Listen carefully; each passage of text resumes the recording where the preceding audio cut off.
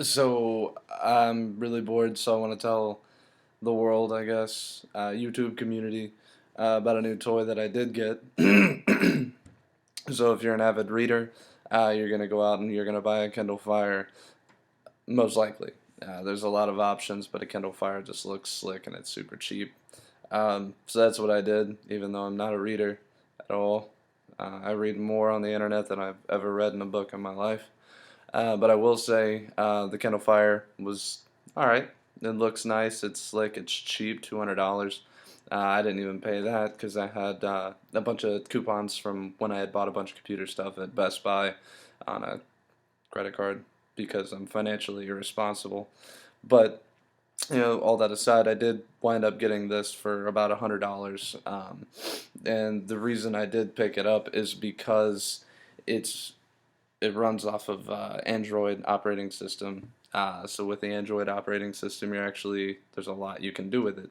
And any device that's made with Android operating system is very easily rootable, usually. Did take me about 20 minutes to do it, so it's not that hard of a process. There's a couple tools out there. I started doing it the old way, and then I went ahead and took a look through, and it turns out there's actually, I'm going through all these old lists of things and ways to root the device, and it turns out somebody actually went ahead and compiled an entire set of tools into one window. It's called the Kindle Fire Utility, KFU. You can find it on XDA forums. Best place to go. Thank you, XDA. You are amazing with all of your Android tricks. Best way to put it. Anyway, yeah, so the original Kindle Fire operating system, fucking terrible. There's nothing on it. The entire Android market itself is null and void. It doesn't exist. Any programs that you would ever run on a regular Google phone, uh, there's no such thing on the Kindle Fire, which I can understand. I mean, even when Kindle Fire came out, it was they outlawed the entire Google App Store. You couldn't even go to it on the web, but eventually that fixed in the 6.2.1. Community was outraged. Anyway, so what I did, rather than use the Kindle Fire utility, or rather than use the Kindle Fire utility, I did it the hard way. But what I meant to say was, rather than use the Kindle Fire operating system that came on the device, I did go ahead and, thanks to XDA, so you can see it's a Kindle, whatever, and CyanogenMod 7 goes from the Kindle operating system to full-fledged Android device. So you can actually unlock it that way. You can change all the unlock screens. At first, they don't even have the lock screen enabled. You have to enable that yourself. But I did go ahead and enable it. They have all kinds of stuff, but honestly, what you see here is the basic um, Android operating system. Now, keep in mind, it's not Ice Cream Sandwich. That's still in development. Ice Cream Sandwich is going to take a little while. I tried it out on this. Nowhere near ready for daily use. Sound, it doesn't work on that one. But anyway, on this, the CyanogenMod 7, they call it Standing on the Shoulders of Giants. I don't. Yeah, so it completely works. No issues. The only thing is sound. You don't have any dedicated sound buttons on the device, so you have to find a sound manager and one that'll work for a tablet OS.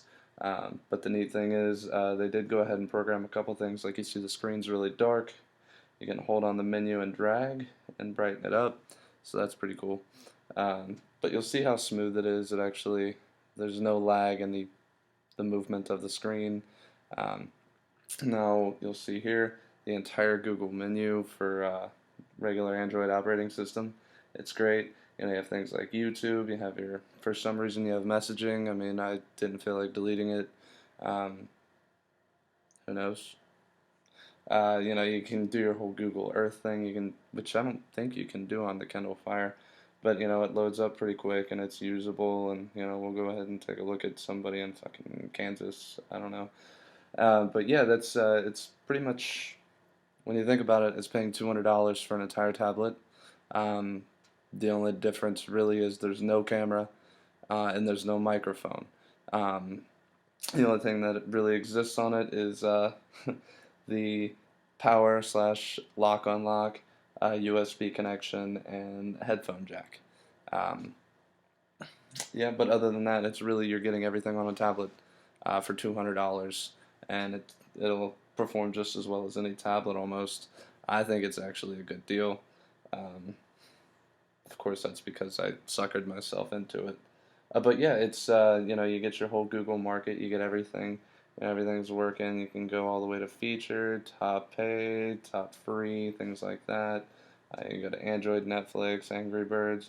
I mean, and everything performs just slick on here. Like, uh, there's no latency or anything. The video processing actually works. Um, and we'll just mess around with some Angry Birds for a second. Why not?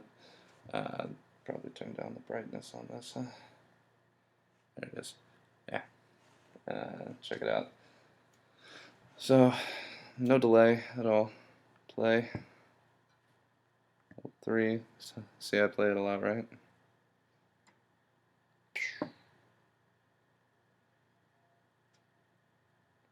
That was all luck. Anyway, so that's it, man. And they actually go ahead and CyanogenMod. It starts out over here. I moved it over here just because I'm right-handed and I want my thumb around it, so it's on the right side. But that's all your soft buttons, since of course there's no place for you to hit them on the actual device. Everything has to be on screen, which is kind of a pain at first, but you get used to it just like any tablet. One thing I do want to note, if you decide to run out to Best Buy and you do this and you get angry because you can't find the home button and everything you go into, you just keep hitting the back button over and over again to get to your home screen, don't do it.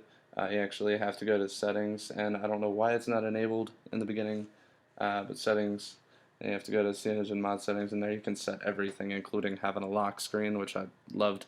It took me forever to find that one too. But anyway, tablet tweaks, and then you'll see like the soft buttons, left and right side where you want them, things like that. CyanogenMod and XDA developers, thank you so much for everything you do on these. Uh, this is great. Um, it's one thing I've always wanted, and to not really have to pay for it is kind of a treat. Give it a shot, really. You won't be disappointed, really.